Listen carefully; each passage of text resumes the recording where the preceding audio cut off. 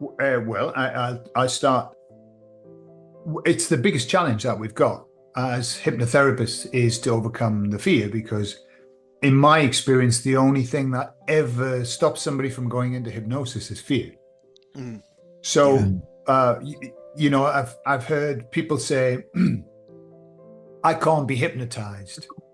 Yeah, Mm, and I find that difficult to believe only because, in my experience, I believe everybody can be hypnotized certain to some degree as long as they're not scared. And mm, so, lots of people, I'll hear them say that, and they're like, it's exaggerated. I can't be hypnotized. Nobody can do it. There's this big fear beneath it.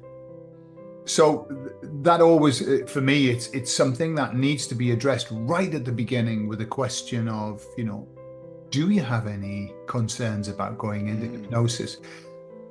And rather than them saying, sometimes I'll get people and they'll say, no, but the head's doing something else, and the eyes are like, woo. Let's say, well, if you did have a concern, what might that be? Instead of help them with it, you've got to help them because people don't always want to talk about the fears.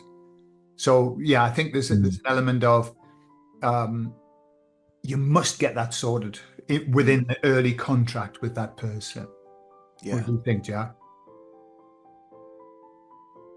Yeah, yeah, no, I agree for sure. It's only something that you can get in the way of yourself, and the only thing that will stop that is fear. And I've had this talk with Ian about like stage hypnotherapy and the sort of image that people have in their mind of what hypnosis is, and it usually comes back to stage hypnosis, and they're scared that they're not going to be in control, Sure. which is the complete opposite. Mm, So yeah, and I think you're 100% right. It's only a fear, but I think everyone can go into hypnosis because we all do it all the time. We just don't realize. Yeah, it's just yeah. that fear of control and that fear of going deep, going to places that are unknown, and that yeah, people run away from. I think. Mm, Yeah, yeah. Mm. sure. Yeah. Yeah. Very true. Very true. Totally agree. And like on some level, we go into hypnosis every single day anyway. Like multiple times a day, we go into hypnosis without even realizing it. Like we discuss in the regressions and the teaching work that you do, Gordon. You actually explain that we go into it every day without realizing. And also on a night time when we're going to sleep is a form of hypnosis because you're going into that nice relaxed state of mind where you're going into dream state or whatever brainwave it might be. You're going into some level of healing. Some level of healing is taking place. The difference I find with hypnosis and with hypnotherapy, especially with a lot of the other modalities that I use, which especially like with the realms of like Reiki, where you have no real connection to what the person is feeling until the end of the session and what they've experienced.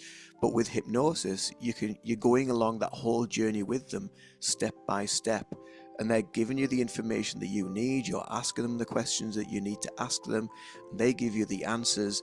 And it's a wonderful, safe environment to be in because you're basically just in yourself.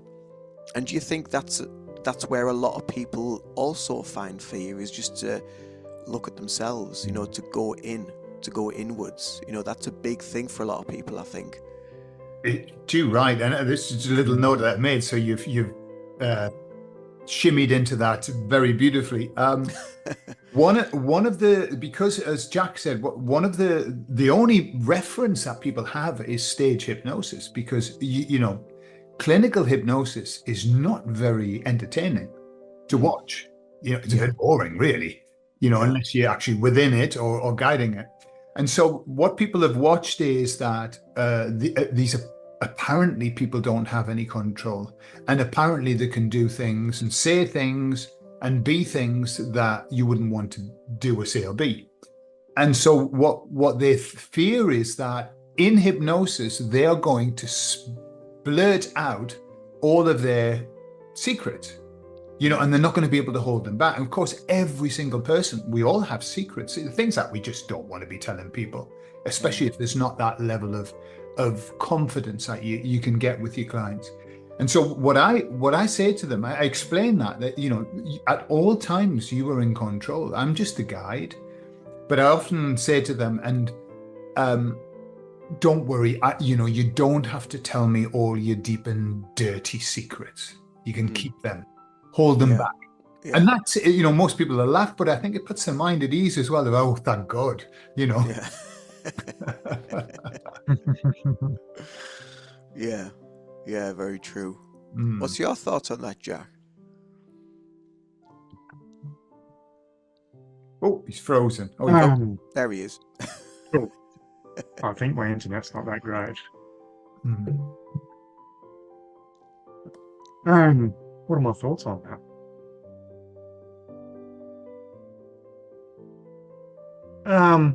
Might go to you, Ian, if that's okay. Yeah. Go to me. Yeah. I think like what Gordon said as well, doubling that fact up is yeah, a lot of people don't want to go inwards, and I find that a lot with people that want to maybe. There's also a reluctance with some people for like things like meditation, because they don't want to be able to just stop. They're in that mindset that everything they do is their control, and that controlling factor is what holds them in that stasis. And then letting go of that actual conscious control, I think, is scary for a lot of people, because a lot of people are programmed and conditioned to just be within the constraints of mind and not go any further. Oh, you can't think anything outside the box. You have to be so within the mind. And that's all there is, and for some people that's their reality, and that's also fine, but to get across that bridge to other people that do have this fear, I think once the actual interim step is made and you actually realize, oh, actually it's not too bad, it was it was almost like having a little nap, I felt really refreshed afterwards, or you just feel really relaxed, and you just see what you see or say what you feel and things like that, and all this stuff just comes up and you feel really, really good after it, and you are actually in control. There's nothing that takes your control away, and nothing can take your control away, because you can't force someone to say something. It is totally their session, and it's a beautiful sort of symbiotic bioresonant stasis to be in, regardless of distance. Even if you're doing it via Zoom like this, it's still a really, really beautiful deep connection between two people and two energies. And when you get that and you actually feel that resonance, like when me and Jack have practiced on each other before with hypnosis, and you actually feel like you feel comforted, you feel protected, you feel guided, you feel really tingly, and you come out of it just feeling like, oh wow, and you feel amazing. I mean, after my first session with Jack, when we practiced, like that day, I was walking around with a big smile on my face. I felt really, really good, really, really happy. There was something that like been lifted and released from childhood and from inner stuff that I wasn't even aware of, really. But again, for a lot of people, that creates that level of fear, because they've locked things away so much that they don't want to go back to it. But it's the actual going back to it that they need to do it at some point. Sure. Absolutely. Just adding to what you were saying about going inwards and having your reference outwards.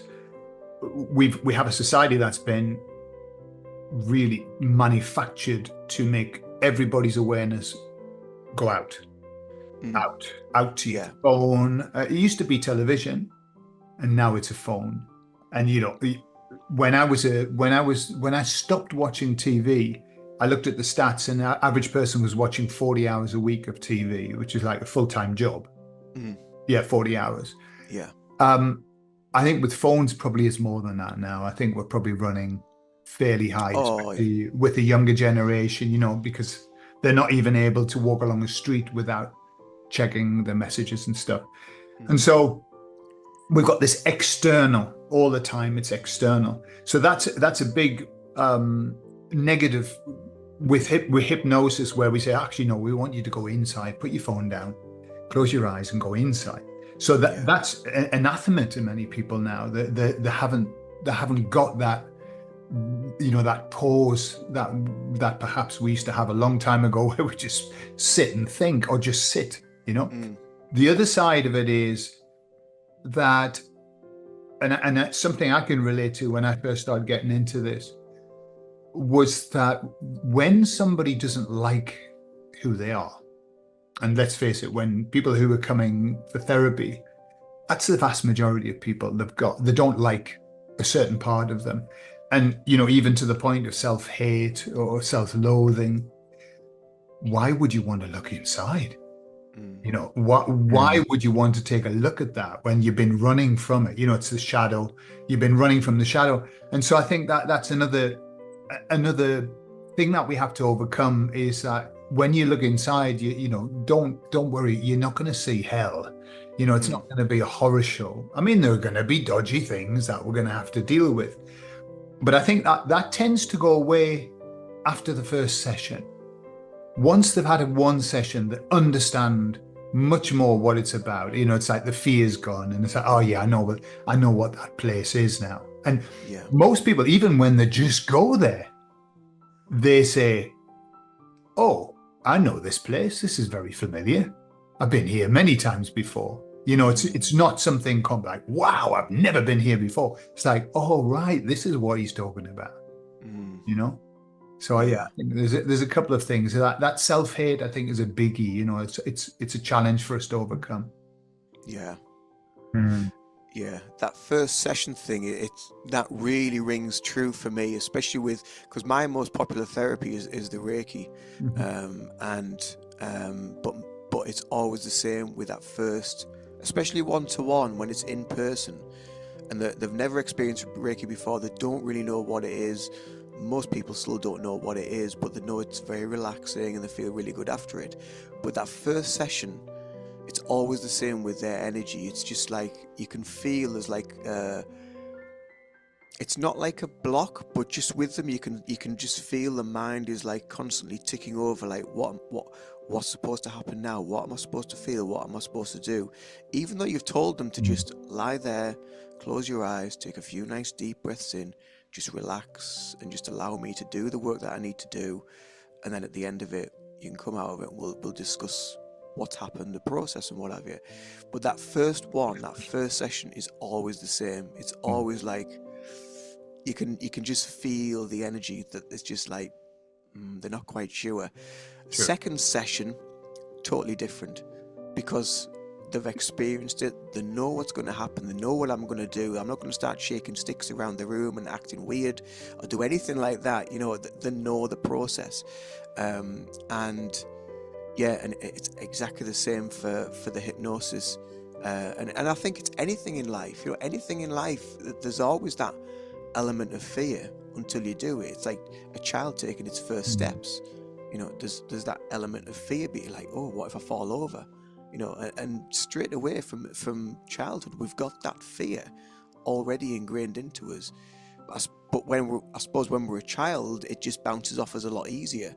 And as we grow older and get older, we hold on to a lot of that, and don't really know about it. It's usually just tucked away somewhere in the energy field. Absolutely. I find people criticize themselves a lot too, and like they think that they should be experiencing something they're not, or if they don't know what they're seeing or feeling or hearing is right, they don't know if they're like making it up. And like our heads get in the way so much. So like that first session, if you can work past a few of them fears, which you see it happen in every session, everyone goes into it with that, like you say, like the mind's ticking over and you can see that happening.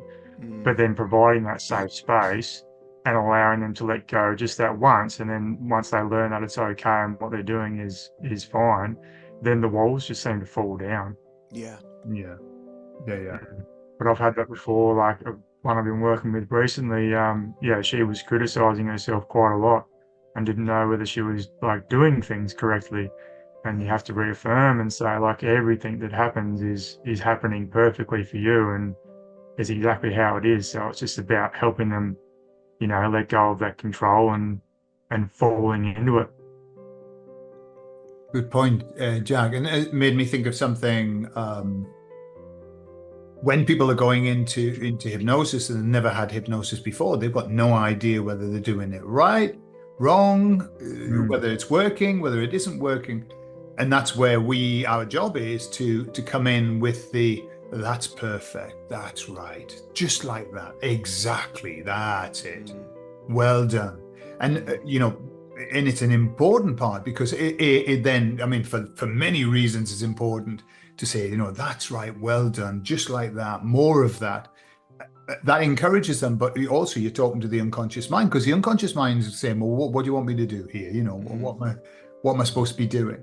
And so that kind of positive reinforcement helps people as well. But what I've noticed is that, the first session, they're nervous and it takes them a while to calm down. But then you see, obviously, with all of the hypnotic signals that they give you, you see that they're there.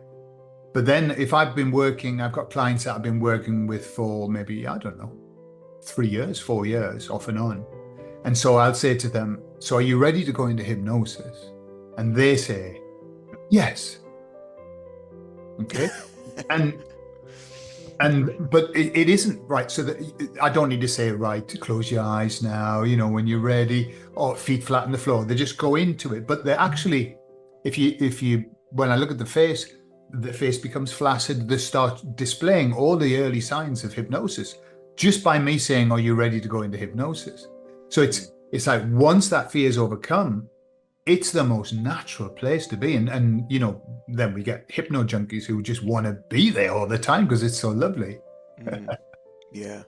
It is. It's an amazing place to be. It really is. From the various techniques that I've had that I've been the guinea pig for, to try for different people, and like quantum healing and SCHH, and then obviously the type of hypnosis that we do as well. But I must admit that the hypnosis that we do and the training that I received from you, Gordon, from the course was really it really kind of like opened your mind a little bit more to what it is, how you can use it, because also part of the fear as well behind hypnosis is also like, as a practitioner and starting your hypnosis journey, getting the practice in. Am I saying this right? Does that sound right? Is my voice okay?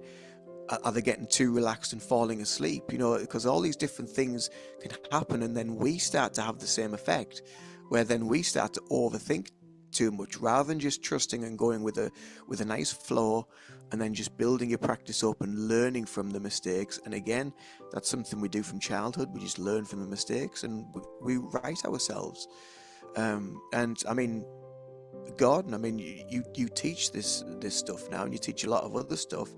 But when you first started, like, to practice hypnosis, what was it like for you? I mean, it must have been scary to actually start doing it, like, and you probably thought a lot of the same stuff.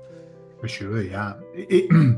It's such a beautiful gift that at the beginning, and it's also, I went into hypnosis, I thought it was all about control and getting people to do stuff, with my powers.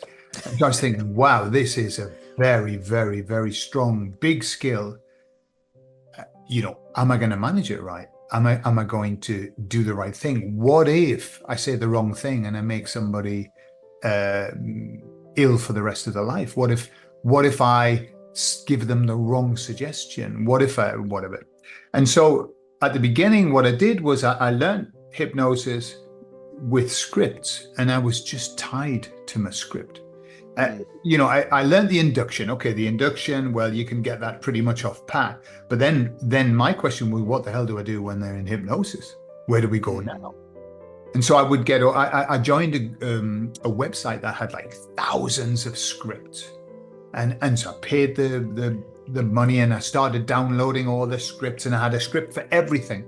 And as I was reading the script, I would read the script out. Like, so not looking at my client, not paying any attention to my client, just reading the script. And after a while, I thought two things. I thought, these scripts are shit. These are really, and they're obvious. They're just obvious things, you know. From tomorrow, you will start feeling very, very good about yourself because, and I thought, that's, no. So I realized that as long as you've got the intention of what you want to do, you can't really do any harm. If you have the positive intention of, I am going to help this person. So very quickly, I got rid of the scripts. And I had a beautiful teacher who said, don't use scripts, because eyes on the client at all times. You've got to be watching. Your client is your feedback mechanism. And so very quickly, I got rid of them and just started learning the processes. Once you understand once you understand your outcome and the steps, you don't need a script. You just do it, and you watch your client. So, but yeah, at the beginning, I was shit scared. Really, I was panicking and panicking about, my God, what if they don't go into hypnosis? What if it doesn't work? What if I do something bad? All of the usual things I would imagine that everybody feels. Yeah. What about you, Jack? Yeah, I definitely had, much the same fears, really.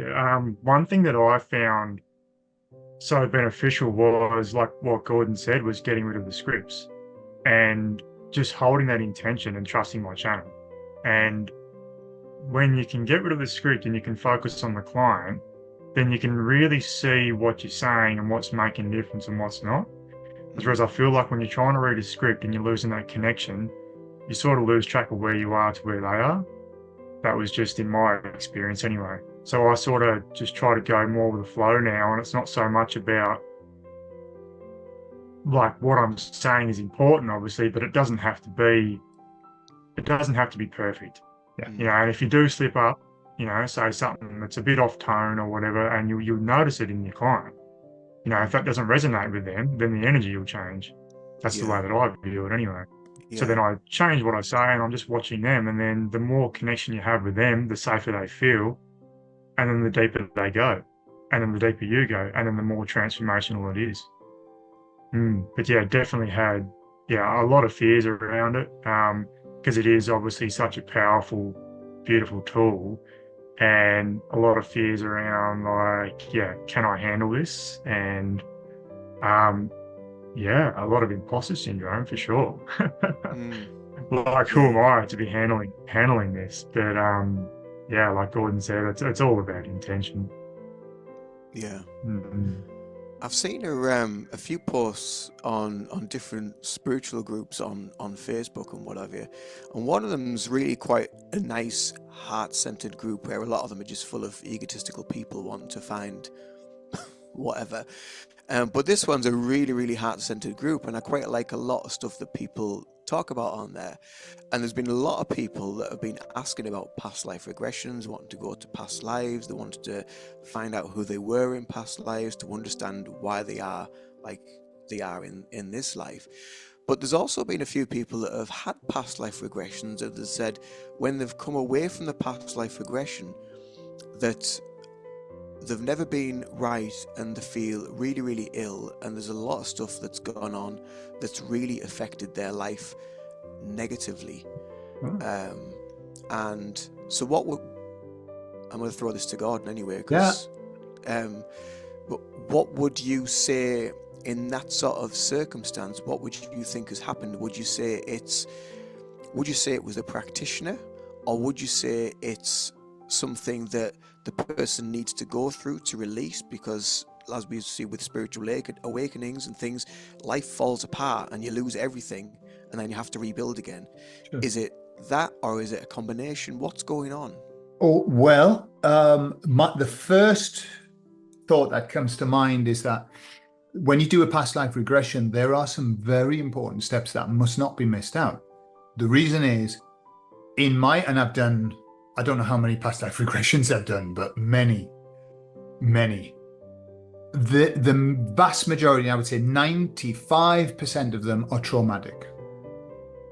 There's trauma, there's death, there's torture, there's all kinds of stuff. Okay? Normally they have a very, very traumatic death. If they don't have a very traumatic life, that's just a given. If you allow somebody to go and have that experience and then don't do the following steps, then they're going to bring back that trauma. They're going to be traumatized. Right? And that, basically, if somebody hasn't felt right afterwards, it just sounds like they've got post-traumatic stress disorder. They've carried forward. So the processes in past life regression is, have the trauma, come out of that life, go to the point in between lives, look at that life, review it. What were the positive things? What did you learn from it? How was that helped you? Okay. And then to forgive that life. Yeah, this is ever so important to forgive the energy, forgive that life and let it go. Without those steps, maybe they're going to come back. You just say, well, there you are, shit life that, wasn't it? Right, come back. So that's one thing that perhaps happened, but I don't know. The other thing is, if somebody isn't feeling right after that process, and I've never had that, by the way, I've never had somebody saying, oh, my life hasn't been the same. They say, my life hasn't been the same, but always for positive. Like it really changed my life. It changed my perspective. It changed my outlook. But if somebody is carrying forward that, then they need to have another session. And that needs to be addressed, whether it be in hypnosis or whether it be using other techniques like whether it be Reiki or havening or EFT or EMI or something like that, to get rid of that trauma, whatever it is, So that's to me, that sounds like the therapist hasn't finished the process properly and left them hanging a bit. Yeah. What's your thoughts, Jack?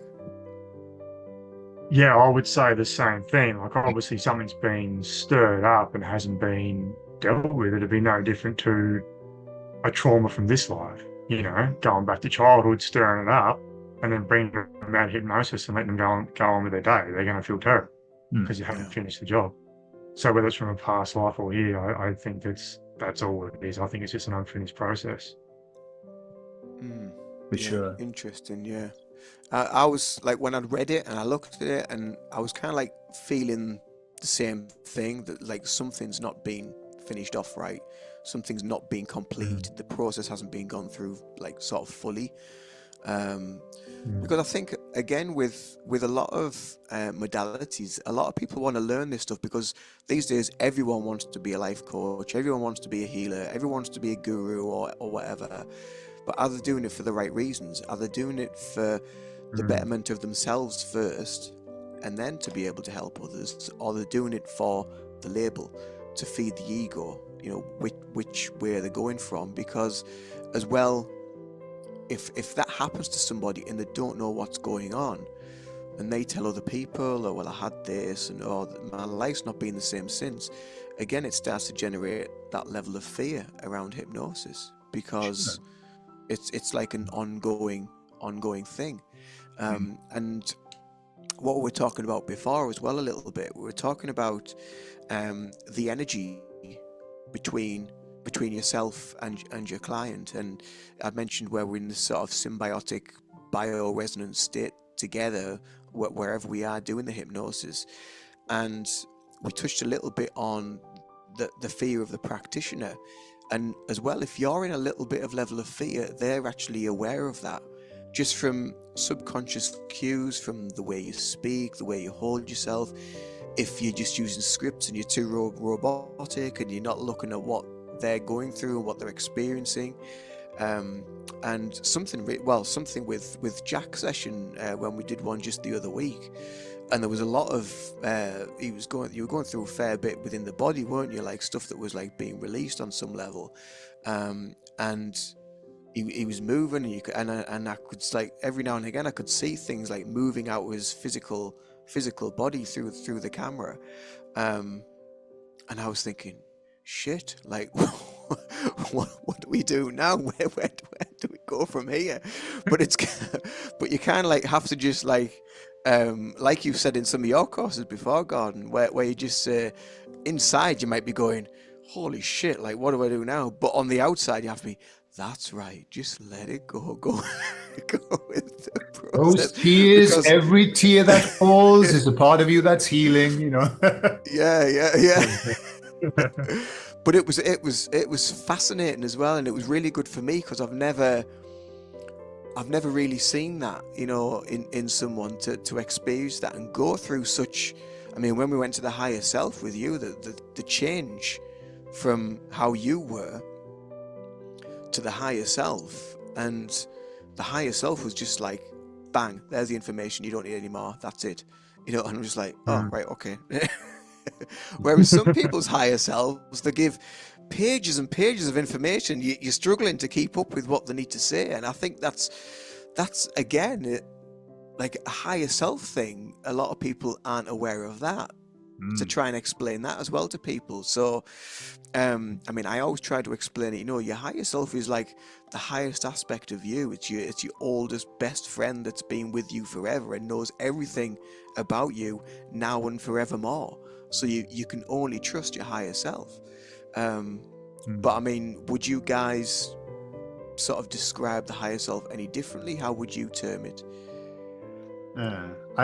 Yes. Oh, sorry, Jack. You carry on, Jack. I was just going to say, like, I'd pretty well say the same thing, and like keep it very vanilla, because like not everybody's going to know about the higher self concepts. Do you know what I mean? Whereas people coming from like a spiritual background, you know, obviously know all about it, but yeah, not everyone does. So I just say, just like you're saying, like it's your oldest best friend. Just imagine someone that, you know, just knows everything about you, has lived all your lives, and just holds all of your wisdom and can tell you whatever you need to know. Like, it doesn't have to be anything out of the box too much. Just keep it very vanilla. That's what I would do. And then everyone can understand it, no matter where they're coming from. Yeah. And what I found, I had a very interesting experience of appearing on JCK. I don't know if you know JCK. JCK, she has a channel, and she had a channel where she was a psychic, and she, during the madness of 2020, 2021, her channel just exploded with healers, with all the spiritual people, whatever. And so she interviewed me, and I talked about past life regression, higher self work, and my inbox exploded. And so for 2 years, I was up to here with work. It was just incredible. However, most people wanted either past life regression and or higher self. And they would come with lots and lots and lots of questions. And what I discovered was that what I had to do was help people understand that the higher self is an expert in you. It is not an expert on the universe and all things known to mankind, on alternative dimensions, on blah, blah, blah. It's just an expert on you. It knows everything about you. And so, because what I found was people would come and they would have questions like this for the higher self. Will my daughter-in-law come back to life next year? Right, this was a question that I had. Will my daughter-in-law come back to life next year? And I said to her, I don't think I would ask that question, only because it's not your life. You know, I mean, people came with very, very bizarre ideas at the time. There was a lot of bizarre ideas about going up to spacecrafts and all kinds. And so they had all of these sort of questions. And what I would, in the end, I had to be very strict with them and say, I only want you to ask questions about you. Don't ask questions about other people, and don't ask questions about time either. Lots of people wanted to know, you know, when will this happen? When will that happen? And so they would get answers. The higher self will answer. Obviously, is it the higher self, or is it the, you know, the unconscious mind, or their conscious mind just adding and overlaying stuff. So, when am I going to be taken up to the spaceship? They would ask. They say, well, it's going to happen within the next 3 months. Yeah. I would have people who would say, I want a higher self session. And I would say, I'm completely booked up for the next 3 months, but in 4 months, I can give you a session. And they'd say, no, it's too late. I'll be up in the spacecraft by then. Okay. Truly. And they would say, I don't want a session, and I used to say to them, why don't you book it? And then if you're gone, no problem, I can't charge you anyway. It won't be here. Yeah. And so that there was a lot of, I had to learn how to manage that situation. And so, that was a long way around to answer it, but the higher self is an expert on you. Ask about yourself. Yeah. Expertly put, as always. So why do you think, especially when people get into this work, get into healing, get into spirituality, why do you think people are so fascinated with alternate dimensions, otherworldly beings, other lives where they've been on different planets or different constellations? Why do you think that is? Is it something within them that's calling them to go there, or is it something that, I don't know, is it something that their soul needs to know, or is it some level of validation they need to know just to feel whole on some level? Or is it just, I don't know, is it just flannel? What is it? What do you reckon? I think it's become very mainstream, and there's a lot of people like channeling lots of different things, Galactic Federation, Palladium beings, like all of these different beings, and it's become very mainstream. And whether it's real or not is up to the individual. But yeah, it's just something that has been on a lot of people's minds, especially since 2020, when everything's been turned upside down, because there's a lot of talk about being saved and what's going on, like otherworldly beings helping us here and all this sort of stuff. So people have definitely been reaching to that for a lot of answers. I just think it's something that's become quite mainstream, especially since 2020. Yeah, I agree. So I don't know. I don't know if it's true or not, and I'm very happy to have my mind wide open and say, when people are telling me all of these things, there's a part of my mind going, "Holy cow, that's a bit like woo." But on at the front end, I'm saying that, "Oh, that's really interesting. Wow, that's incredible." Okay, so I can't judge. It's not my mind. It's not my business. But what I am very aware of is the power of hypnotic suggestion.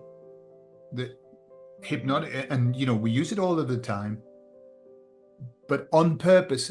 Because when you know a skill, you can use it on purpose, and then you can watch whether it's going to work or not. So it's very, very easy to put thoughts into people's minds. We see it in the way that society's controlled. We're easy pickings. We really are. All that you need to do is to tell somebody congruently something. Right? I've done it on my courses or in hypnosis. I'd say, yes, because X equals Y. Okay? And then an hour later, somebody says, because what I realize in this life is that X equals Y. Or they'll say, oh my God, I've just had this light bulb moment. I realize that X equals Y. I know that I placed that seed. Okay. So as you were saying, Jack, suddenly it became very vogue to go up to spaceships and to be, what I discovered. I used to do these past life regressions. I've done them for, let's say, 25 years. For the first 20 years, everybody went back to a past life on this earth. Everybody. And then in the last 5 years, 50% of them go to other planets. or other beings. Mm. Yeah. What do I think? I think personally that we're in an extremely fast spiritual growth period. I think that we have a lot of influences that we didn't have before. I think we're in special times. So absolutely. But do I also think that they've been influenced by what was vogue and what's been talked about and what people keep saying congruently? Absolutely. Absolutely. So I think, there's a bit of both involved there. It's very Yeah. interesting because it brings us right back to almost early on in our conversation, because the more people go into that, and some of my clients that I work with, they're very interested in Arcturians and Syrians and all this sort of stuff. And I've had Akashic readings, so I'm aware of all that sort of stuff. And, it's all very interesting. But it's also an element of externalizing yourself. It's taking yourself away from you. And again, there's a lot of suggestion out there. And it's very interesting what you said as well about the past 20 years where nobody went anywhere else other than Earth, and all of a sudden everyone wants to go somewhere else. So for some of my clients, I've tried to instill, and even for myself as well, try to instill their own power rather than giving it away to, oh well, it's happened because in this Arcturian life this happened, blah blah blah blah blah blah. It's all about instilling your own power and just being present with yourself and being like in the now and not being pulled away to all these different ideas, thoughts and realities. Because for what I've seen and what seems to have happened is people then start to live and become stuck in that reality of otherworldly stuff, or they become stuck in the negativity of what happened from 2020 onwards. They become locked in that identity, and they're just locked in the hatred and the fear and the worry and the pointing fingers at everybody and doing all that sort of stuff. And there's a lot of, again, YouTubers that I've watched, and I think we all go through this sort of path of progression where we used to watch people and then they kind of fall away because they don't resonate with you anymore. The message has just remained stale and there's no growth. And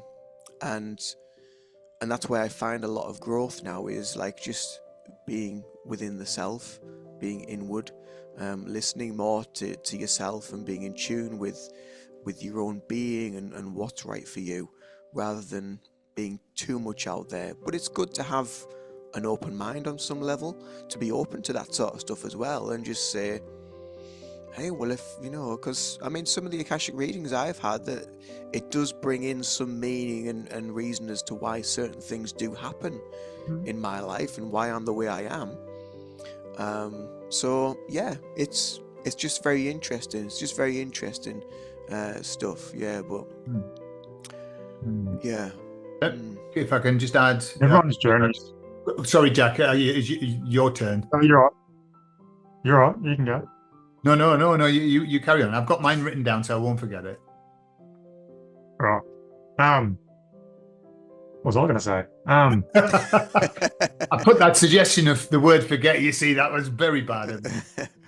How hypnotic of you, Gordon. Don't forget that. Yeah.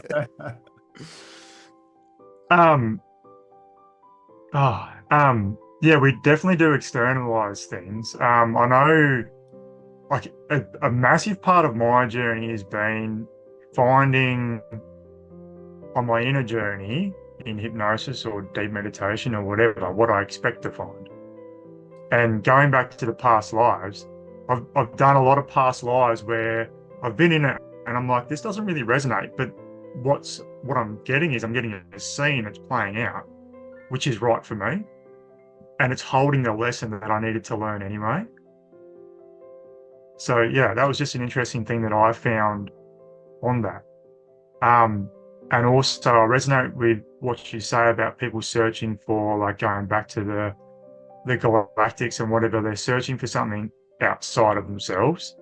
And that never actually holds any answers until you do come back to you and go inside you. Yeah. Yeah. I agree. So let me add some things. Yeah. What the reason I believe that people are so drawn to the galactic and all of that is because, and I've done this.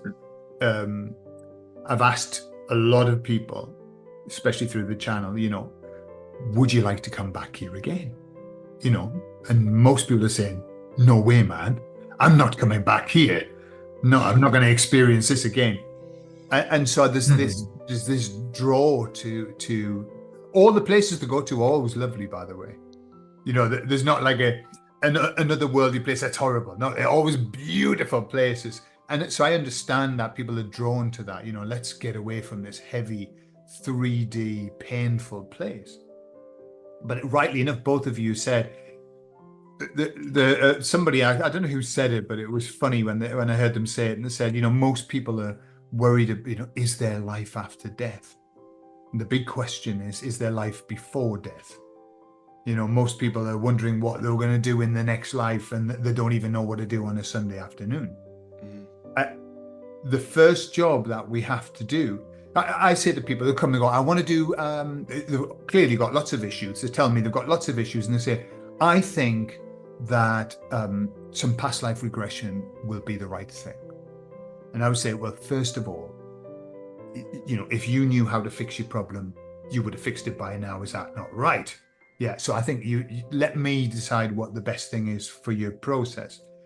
But I would say that is the cherry on the top. Past life regression is the cherry. It's the bit afterwards. Sort your shit out first. Get yourself balanced, and then enjoy all of those lovely experiences, because they're lovely experiences, they're life-changing experiences. I still remember the first past life regression, and it was so impactful. But the real work is here. The real work is in the 3D. The real work is, fix the body first.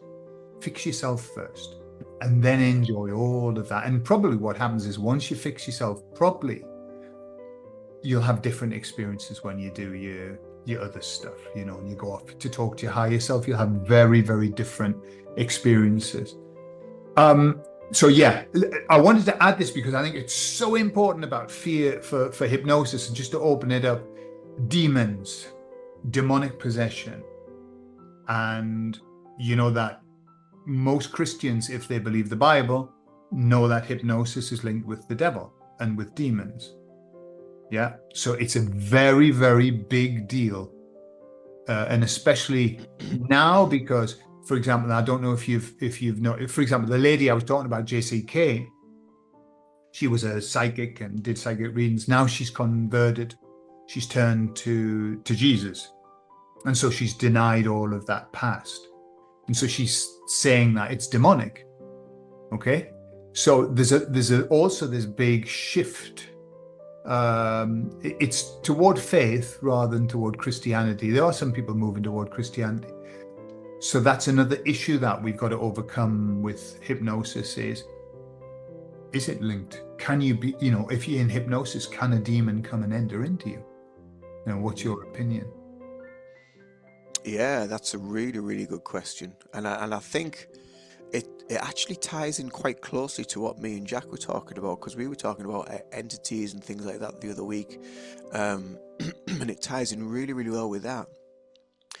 And I think with regards to that, from my understanding and from my belief from where I am, and like what you said earlier, Gordon, if people deal with the shit that they need to deal with now, they deal with the trauma, they deal with the addiction, they deal with this, they deal with that, they come out of that low density way of being, then I would say the less at risk of that sort of stuff. But my other thought and understanding and belief is that a lot of it is mind-made, created. A lot of it is in there. And, Jesus says, the kingdom of heaven is within you.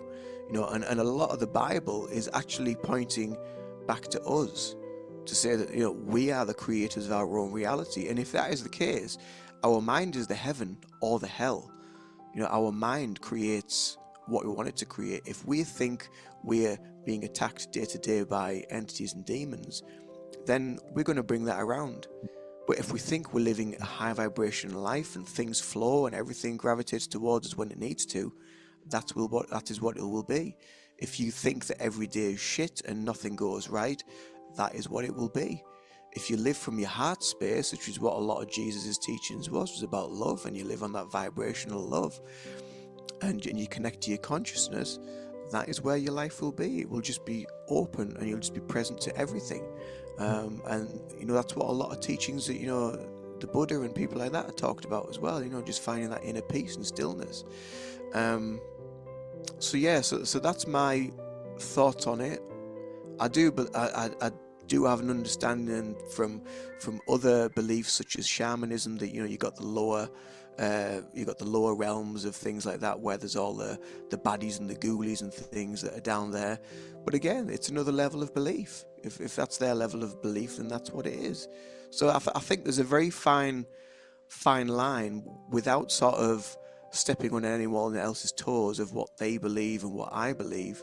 But that's just my understanding and my belief. And I've been to some places on like ghost hunts and paranormal investigations before in the past that have deemed to be very, very haunted and had all these negative beings and children or alleged children and what have you, and not a lot really happened. And I thought, well, if you're really that nasty and powerful and bad, then why did nothing happen? So I think if you go in with your own light, your own sovereignty, your own power, your own awareness of your own power, rather than giving your power away to external things, then you are in your own strength, and we are sovereign.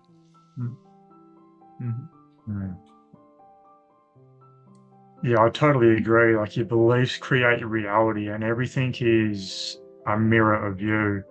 If you're going to do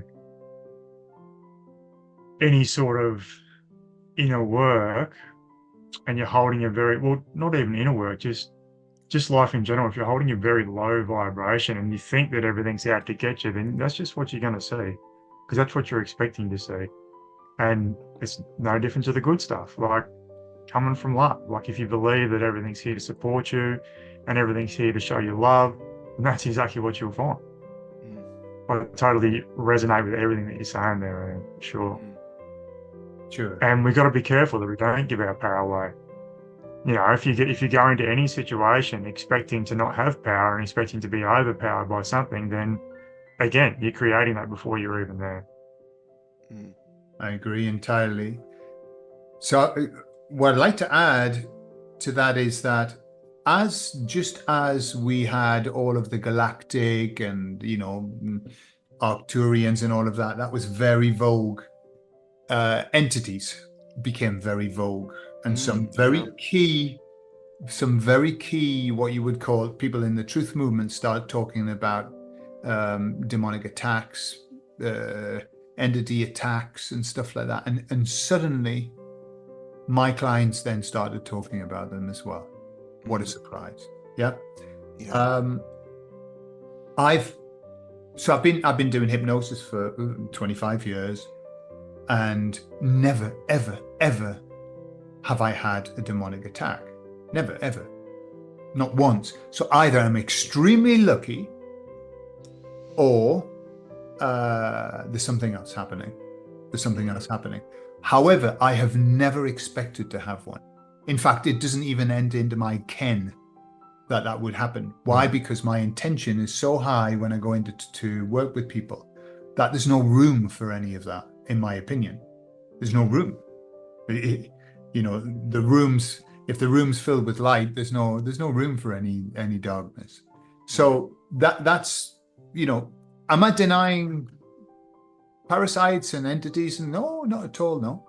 However, I think like everything, you can call them by the name and give them power. Or you can just, for example, I've had a session where somebody became, on the face of it, possessed. They were possessed by this demonic force. I just chatted to it like, I was just chatting to it like I would chat to anybody, what do you want? What can we do? I think we need, and invoked some Jesus and invoked some light, and off it went. Was it real? I have no idea. But just because that's happening for me, I've got my place. I know where my place is, and they're not gonna touch us. But I think I'm concerned in the hypnosis world of people who are selling themselves specifically as somebody who can tell you whether you've got entities and then can take them away. And that sounds like the Hegelian dialect to me. Problem, reaction, solution. Oh, I can see that you have, and it's been done since the beginning of time with the faith healers. Child, you have a demon within you. Come here and I'll get it out. Yeah. And then, I didn't realize, but now I'll behave that way. Whoa! And then off it goes. Yeah. So just relying on somebody to say, I'm going to look at your energetic, your auric field. Oh yes, you're filled with entities. I can get rid of them. Cross my palm with silver. I'm concerned about that. Yeah. That's my concern. So it's something that I've really kept it, and this is probably the first time I've talked about it openly, but I keep away from that. That's not my bag. If somebody says I'm filled with entities and can you help me to get rid of them, I say probably somebody else wants to do that work. Yeah. And also, like, again, it's that level of belief. If someone's told them that and they're like, oh my God, that fear, it ingrains that level of belief within them. And then they're like, oh, I need to go and see such and such, or have such and such to have all this stuff released. And then I can get on with my life. Yeah. Well, hang on a minute. Why are you not living now? Why are you allowing that person to take over your life and your reality by giving you the illusion that you're filled with parasites and entities? Just backtracking slightly, because you were talking earlier on about like the religious movement and talking about demons and all that sort of stuff and how this work is that. And where I used to work quite a few years ago, there was a chap that used to come in, and I didn't realize, but he was a Jehovah's Witness, and he was talking then about how he was suffering with high blood pressure and stress and this, that, and the other. And he wasn't in particularly good health. And I just said to him, I said, I never really talked about like Reiki or meditation or anything like that with him. But I said, have you ever thought just about like trying some meditation, just to calm your body, calm your mind, and it'll help you overall in the long term. No, I can't do meditation because it brings in the darkness. It brings in the dark forces. Yeah. I was like, oh, right, okay. I said, well, where do you get that from? He said, oh, well, it's because I'm a Jehovah's Witness. That's what we believe. That's what we believe. Level of belief brings it back in. Reality. Yeah, exactly. And there's a Baptist church at the end of the street, and I'm trying to find a place to teach Reiki and things like that because my current place has ceased trading. But anyway, I approached them about a space for either doing meditation groups or maybe some art therapy, because I like doing art as well. They said, we're really interested with the art, but we're not really keen on the meditation unless it's a Christian meditation. I thought, what the fuck's a Christian meditation? Like you got to mention Jesus every third word. Yeah. So I was just like, okay. So I just thought, you know what? I won't bother with them. I'll just look elsewhere. So yeah, but I just thought that was just something I thought I'd mention that because again, it's that level of belief that's been ingrained into people. Well, I was brought up as a Jehovah's Witness, so I'm fully aware of all of their beliefs, and it's all based on the Bible. I worked with a Jehovah's Witness, and I said to them, I knowing full well that they can't do hypnosis, and they said, by the way, I don't want any hypnosis, just so you know. I said, no problem at all. I said, would you be okay with a guided relaxation? And they said, oh yeah, guided relaxation I'd be fine with it, which is hypnosis, basically. So we just did that. But again, there's a big issue with people who believe the Bible because passage in the Bible that says, people who like lists of things, a list of things that you shouldn't do. One of them is going to people who have these powers to do all of that. So often I find it, maybe saying we'll not do hypnosis, or have enough tools in your box to avoid having to use hypnosis. You can do it. The bottom line is, the truth is that every process that I teach that you do within hypnosis, you can do outside of hypnosis. And as you do the process, you induce hypnosis without even mentioning hypnosis. All the processes are hypnotic. When you say, all right, go inside and I want you to imagine, that's it. You're inducing hypnosis. You don't have to say it. We do it naturally. Yeah. I do like at the gym where I go to. He's actually a psychotherapist, so he's very much into the mind, but the body and everything as well. So once a week, I hold like a mindfulness meditation evening, and people come along and they enjoy the meditation. Put some incense on, some nice gentle music. I just gently guide them into the meditation, and then now just imagine yourself, on a raft on the sea, and you're just drifting along, and you can just see it. And eventually, some of them are just like, some of them are snoring, some of them are sleeping, some of them are some of them are crying, and it's doing exactly what it needs to do. If they need to rest, they'll fall asleep. If they need to cry, they'll cry. And and I think as soon as any of these sorts of like wonderful therapies that we use, from Reiki, EFT, hypnosis, meditation, the whole kit and caboodle, as soon as you start to just quieten yourself and quieten your mind and just start to tune in and listen to yourself, all the stuff that you need to do starts coming forward, and you start to be more in tune with yourself, and you start living authentically. You start living the life that you've always wanted to live, and you see that there is a way out. It doesn't have to be that. It can be something else. And again, sometimes with people is, I just did a social media post this morning, is the fear of taking a different path, the fear of doing something different, the fear of what will other people think. I can't go out and I can't do that because I'm going to meditate now. This is my meditation time, or it's this, or it's that, or I need to do that. So again, the level of fear can come externally from people. So yeah, there's that level of it as well that most people don't even think about, I don't think. Mm-hmm. True. There's something else something that you've said that's triggered just another thing on the fear. I had some therapy, and now I feel worse. Okay, this has happened. Okay, I had some therapy and I feel worse. What I explained to people at the beginning is, imagine the unconscious mind's job is to keep us safe at all times. And so it will lock down trauma. It'll lock it down, it'll hide it away, and it lets it out. It isn't, that means you're not aware of it. What it does, it's got, this is just a metaphor, by the way. It's got all the trauma locked down, and every now and again it goes, boom. I think you should sort that out. Boom. I think you should sort that out. And you're getting these horrible, whatever, flashbacks or whatever, wave. Yeah. And then it goes away. That's it. Yeah. So it's constantly asking us to fix it, but it will keep it hidden away.